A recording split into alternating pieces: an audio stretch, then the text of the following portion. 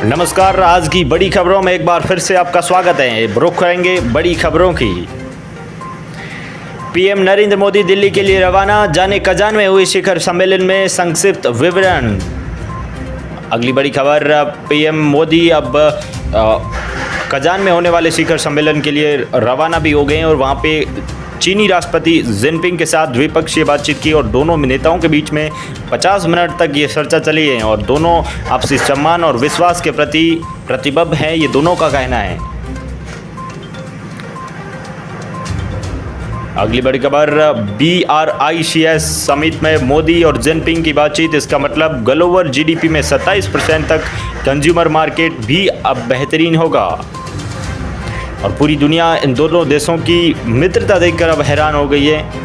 PM Modi बोले, आतंकवाद पर गहरे रवैये की जगह नहीं, बल्कि BRICS देशों के साथ आकर इससे लड़ना भी होगा। देश की योजनाओं का जिक्र, ब्रिक्स को ऑफर और पीएम मोदी ने कजान में क्या कहा, ये भी आगे हम जानते हैं।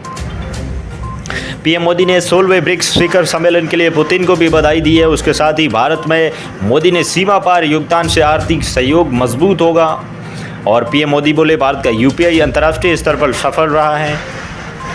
हम युद्ध नहीं, डायलॉग और डिप्लोमेसी के समर्थक ब्रिक्स से दुनिया और पीएम मोदी का ये मैसेज है। भारत चीन प्राचीन सभ्यता, मतभेदों को मैनेज करना ज़रूरी। पीएम मोदी ने 5 साल बाद मिलने को तैयार हुए जिनपिंग। भारत चीन के बीच द्विपक्षीय बैठक, पीएम मोदी ने चीनी राष्ट्रपति से कहा, सीमा पर शांति और स्थिरता बनाए रखना प्राथमिकता बेहद जरूरी है।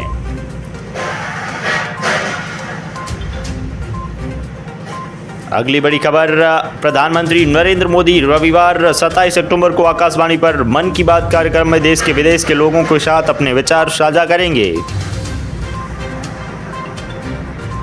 और 29 अक्टूबर को विश्व के 150 देशों में मनाया जाएगा नोवा आयुर्वेदिक दिवस। आयुष मंत्रालय वैश्विक स्वास्थ्य के लिए आयुर्वेद नवाचार और थीम पर 29 अक्टूबर को नोवा आयुर्वेदिक दिवस मनाने जा रहा है। अगली खबर, अब महंगाई की होगी छुट्टी, प्याज के बाद सस्ते में अब साबुत चना और मसूर की दाल भी बेचेगी सरकार। और केंद्र सरकार भारत ब्रांड के तहत साबुत चना और मसूर की दाल भी बेचेगी। महंगाई से अब राहत मिलेगी आम लोगों को, क्योंकि उन्होंने सरकारी नेटवर्क और NPC 58 रुपये प्रति किलोग्राम और मसूर की दाल 89 किलोग्राम पर ये बेची जाएगी।